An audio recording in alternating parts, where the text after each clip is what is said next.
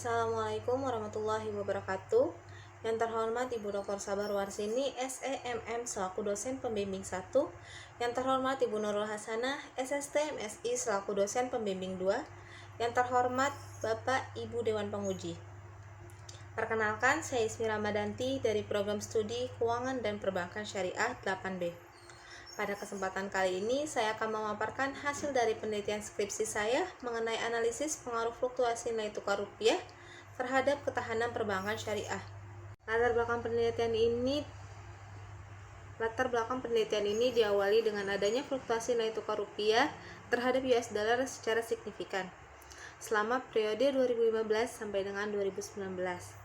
Tercatat pada tahun 2015, rupiah pernah terapresiasi dengan sangat baik hingga mencapai nilai 12.500 per US dollar, dan rupiah juga pernah terdepresiasi dengan sangat buruk hingga mencapai 15.178 per US dollar. Bahkan seorang ekonom dari Universitas Indonesia, Bapak Faisal Basri, menyebutkan bahwa pelemahan rupiah yang terjadi pada tahun 2018 merupakan yang terparah atau yang terburuk sepanjang sejarah. Kala itu pasar keuangan global sedang tidak stabil sehingga terus menekan rupiah hingga terus terdepresiasi. Adanya fluktuasi nilai tukar rupiah tentu sangat mempengaruhi dari perbankan syariah. Ketika rupiah anjlok, maka akan memicu terjadinya inflasi. Inflasi dapat menyebabkan kenaikan harga beberapa komoditas. Kenaikan harga ini tidak dibarengi dengan pendapatan masyarakat yang meningkat. Oleh karena itu, masyarakat dituntut untuk dapat menghasilkan uang lebih banyak agar dapat memenuhi kebutuhan mereka. Salah satu cara yang dapat ditempuh masyarakat untuk memenuhi kebutuhan tersebut melalui pembiayaan. Dengan kata lain, ketika nilai rupiah melemah, maka pembiayaan akan meningkat. Ketika nilai rupiah menguat, maka pembiayaan akan menurun. Namun, pembiayaan yang meningkat tidak dibarengi dengan kualitas pembiayaan yang baik. Kondisi yang tidak stabil, nilai tukar yang melemah, akan membuat debitur kesulitan untuk membayar pembiayaan tersebut, sehingga NPF akan naik. NPF akan naik tentu saja sangat berdampak buruk terhadap perbankan syariah, karena dapat memicu likuiditas yang semakin mengetat. Selain latar belakang tadi, peneliti juga menemukan gap research mengenai nilai tukar rupiah.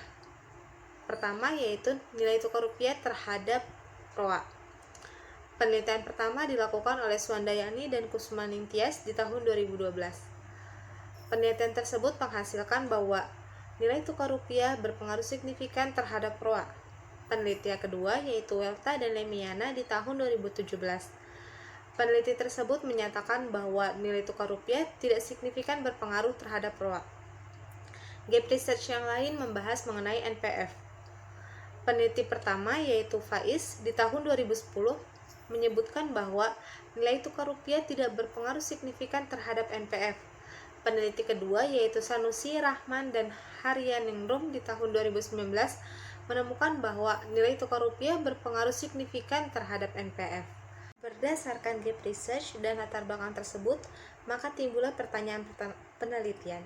Pertama yaitu bagaimana pengaruh fluktuasi nilai tukar rupiah terhadap total aset dengan menggunakan indikator aset.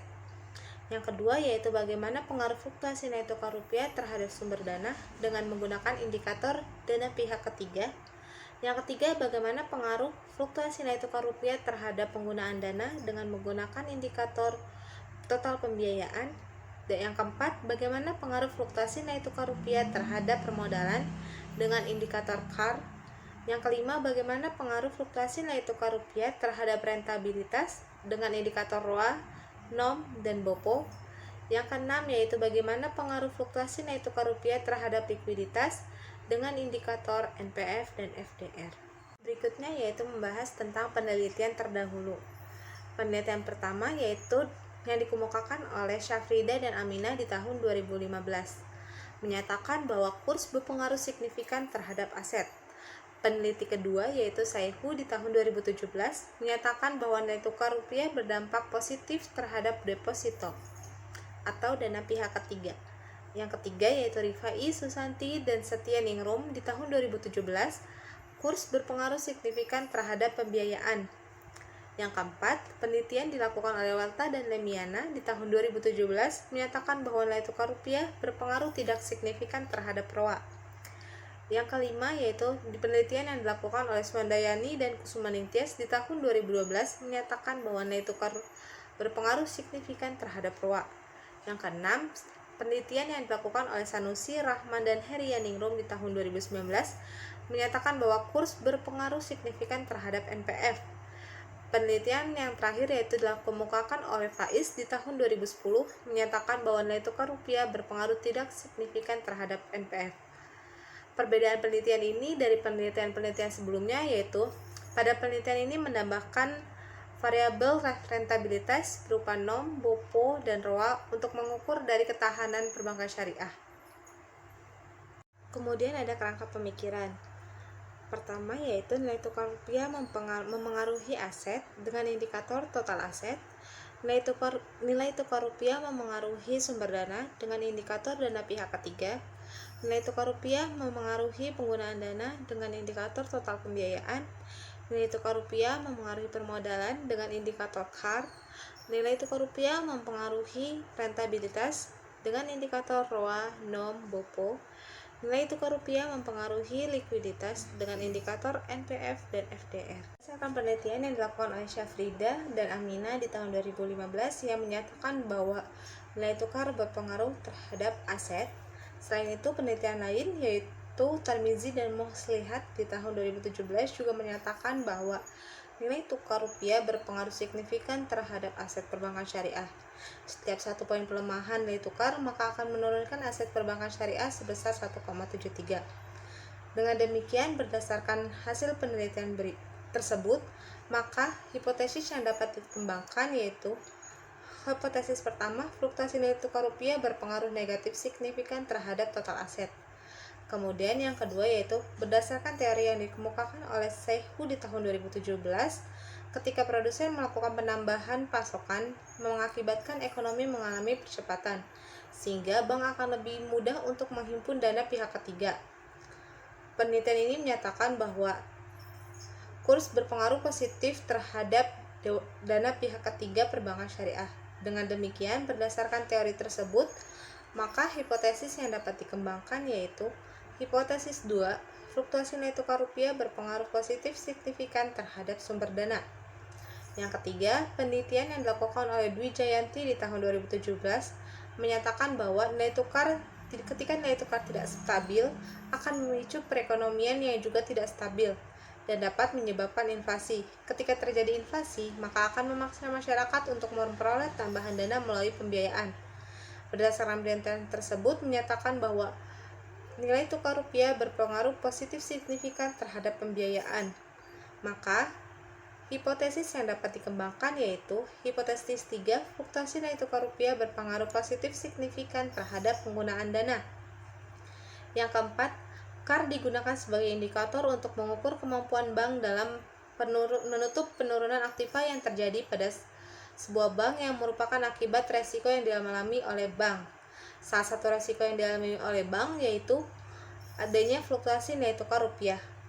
Berdasarkan pernyataan tersebut yang dikemukakan oleh Wahyuni di tahun 2019, maka hipotesis yang dapat dikembangkan yaitu H4, fluktuasi nilai tukar rupiah berpengaruh positif signifikan terhadap permodalan dengan indikator CAR. Yang kelima yaitu secara bersama-sama variabel inflasi, suku bunga, nilai tukar berpengaruh positif signifikan terhadap ROA. Penelitian ini dikemukakan oleh Swandayani dan Kusumaningtyas di tahun 2012. Berdasarkan penelitian tersebut, maka hipotesis yang dapat dikembangkan yaitu hipotesis 5, fluktuasi nilai tukar rupiah berpengaruh positif signifikan terhadap rentabilitas. Kemudian yang terakhir, berdasarkan teori yang dikemukakan oleh Rosiana di tahun 2018 yang menyatakan bahwa ketika rupiah melemah maka akan berpengaruh terhadap resiko kredit dan likuiditas. Penelitian lain dilakukan oleh Sanusi, Rahman, dan Herianingrum menyatakan bahwa nilai tukar rupiah berpengaruh positif setiap terjadi kenaikan rupiah maka akan meningkatkan NPF. Dengan demikian, hipotesis yang dapat diduga yaitu hipotesis 6, fluktuasi nilai tukar rupiah berpengaruh positif signifikan terhadap likuiditas. Berikutnya ada metodologi penelitian. Jenis penelitian ini merupakan penelitian kuantitatif asosiatif dengan objek penelitian berupa bank umum syariah. Sumber data penelitian ini yaitu annual report dan kurs Bank Indonesia yang diperoleh pada periode 2015 sampai dengan 2019 dengan metode pengumpulan data berupa dokumentasi dan studi pustaka. Model penelitian ini menggunakan partial least square. Metode analisis data yang digunakan pada penelitian ini pertama yaitu analisis statistik deskriptif, kedua analisis inferensial berupa outer model dan inner model, ketiga analisis persamaan struktur, dan yang keempat adalah uji hipotesis. Berikut merupakan hasil dari analisis statistik deskriptif dengan variabel pertama yaitu nilai tukar. Nilai tukar memiliki rata-rata Rp13.600 per US dollar. Variabel kedua yaitu total aset memiliki rata-rata Rp22 triliun dengan nilai terbesar yang pernah dimiliki yaitu Rp112 triliun dan aset terendah yang pernah dimiliki oleh Bank Umum Syariah yaitu Rp1 triliun. Yang ketiga adalah nilai rata-rata dari variabel dana pihak ketiga dengan rata-rata sebesar Rp18 triliun. Total dana pihak ketiga terbesar yang pernah dihimpun oleh Bank Umum Syariah sebesar Rp99 triliun dan yang terendah yaitu Rp1 triliun. Nilai rata-rata dari variabel total pembiayaan yaitu Rp14,997 triliun dengan total pembiayaan terbesar yang pernah dihimpun oleh Bank Umum Syariah yaitu Rp75 triliun dan total pembiayaan terendah yang pernah dihimpun oleh Bank Umum Syariah yaitu Rp1 triliun. Nilai rata-rata dari permodalan yang diwakili oleh rasio KAR sebesar 21,2% atau berada pada kondisi sangat sehat. Nilai tertinggi dari rasio KAR yang pernah dimiliki oleh Bank Umum Syariah yaitu 44,6% atau berada pada kategori sangat sehat dan memiliki nilai terendah yang pernah dimiliki yaitu sebesar 11,5% atau berada pada kondisi sehat. Nilai rata-rata dari variabel rentabilitas yang diwakili oleh ROA, NOM, dan BOPO. Nilai rata-rata dari ROA yaitu 1,2% atau berada pada kategori cukup sehat dengan nilai terbaiknya yaitu 13,6% atau berada pada kategori sangat sehat dan yang terendah yaitu minus 10,8% atau berada pada kategori tidak sehat. Rasio kedua yaitu NOM.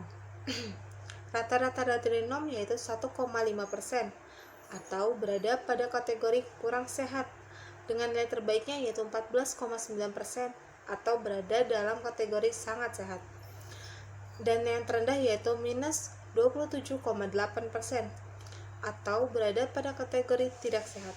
Sedangkan untuk rasio BOPO nilai rata-ratanya yaitu 93,4% atau berada pada kategori sangat sehat dan rasio BOPO terbaik yaitu 58,1% atau berada pada kategori sangat sehat dan yang terendah yaitu 217,4% atau berada pada kategori tidak sehat.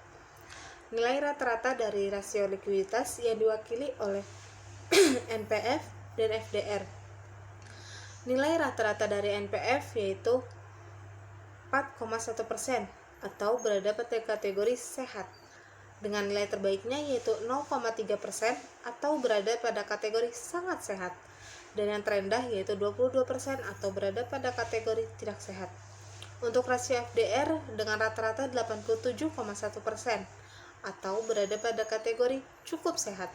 Nilai terbaiknya yaitu 68,6% atau berada pada kategori sangat sehat dan yang terendah yaitu 104,8% atau berada pada kategori kurang sehat. Berikutnya merupakan analisis inferensial atau outer model. Berdasarkan convergent validity, nilai tukar, total aset, DPK, total pembiayaan, CAR, ROA, NOM, NPF, dan FDR dapat dinyatakan sesuai dengan ketentuan yaitu di atas 0,7 atau berada di antara 0,5 sampai dengan 0,6. Sedangkan menurut composite reliability, variabel nilai tukar aset, sumber dana, penggunaan dana, permodalan, dan likuiditas berada di atas 0,7, sedangkan variabel rentabilitas berada di bawah 0,7. Berdasarkan discriminant validity, nilai dari ROA sebesar 0,976 lebih tinggi dari indikator lainnya yaitu NOM yang berada pada angka 0,565 dan BOPO minus 0,899. Artinya konstruk laten memprediksi indikator lebih baik dari konstruk laten lainnya. Hal ini juga berlaku untuk variabel yang lain. Karena nilai tukar, sumber dana, penggunaan dana, dan permodalan hanya memiliki satu indikator saja, maka nilainya adalah 1,00. Kemudian ada analisis inferensial inner model. Inner model di sini menggunakan R-square. Total aset memiliki nilai R-square yaitu 1%. Artinya nilai total aset dipengaruhi oleh nilai tukar sebesar 1% dan sisanya dipengaruhi oleh variabel lain di luar penelitian. Yang kedua yaitu sumber dana. Nilai dari sumber dana yaitu 0,9%. Artinya nilai tukar mempengaruhi sumber dana sebanyak 0,9% dan sisanya dipengaruhi oleh variabel lain di luar penelitian. Yang ketiga yaitu penggunaan dana dengan nilai 0,5%. Artinya nilai tukar mempengaruhi penggunaan dana sebesar 0,5% dan sisanya dipengaruhi oleh variabel lain di luar penelitian. Kemudian permodalan dengan nilai 3%. Artinya nilai tukar mempengaruhi permodalan sebesar 3% dan sisanya dipengaruhi oleh variabel lain di luar penelitian. Selanjutnya yaitu rentabilitas dengan nilai 2,7%. Artinya 2,7% nilai tukar dapat mempengaruhi rentabilitas sebesar 2,7% dan sisanya dipengaruhi oleh variabel lain di luar penelitian. Kemudian likuiditas 10,1% dengan nilai 10,1%. Artinya nilai tukar mempengaruhi likuiditas sebesar 10,1% dan sisanya dipengaruhi oleh variabel lain di luar penelitian. Selanjutnya adalah hasil uji hipotesis. Dengan variabel pertama yaitu aset. Aset memiliki tes statistik yaitu 0,802 atau lebih rendah dari T tabel yaitu sebesar 1,96. Artinya nilai tukar tidak berpengaruh signifikan terhadap aset. Yang kedua yaitu sumber dana dengan nilai tes statistik yaitu 0,765 lebih kecil dari T tabel 1,96. Artinya nilai tukar tidak signifikan mempengaruhi sumber dana. Yang ketiga yaitu penggunaan dana dengan nilai tes statistik 0,539 atau lebih kecil dari T tabel 1,96. Artinya nilai tukar tidak signifikan terhadap penggunaan dana. Yang keempat yaitu permodalan dengan tes statistik yaitu 1,368 atau lebih kecil dari 1,96.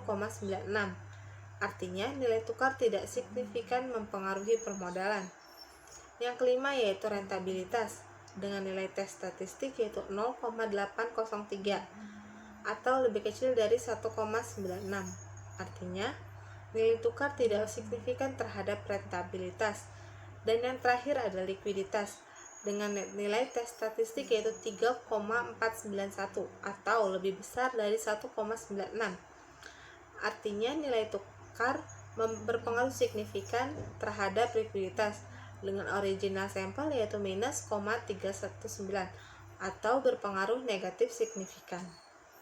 Berdasarkan dari pemaparan tersebut, maka dapat ditarik kesimpulannya bahwa variabel nilai tukar berpengaruh negatif signifikan terhadap likuiditas dari Bank Umum Syariah, sedangkan variabel aset, sumber dana, penggunaan dana, permodalan, dan rentabilitas berpengaruh tidak signifikan terhadap Bank Umum Syariah. Sekian pemaparan dari hasil penelitian skripsi saya. Kurang lebihnya mohon maaf. Wassalamualaikum warahmatullahi wabarakatuh.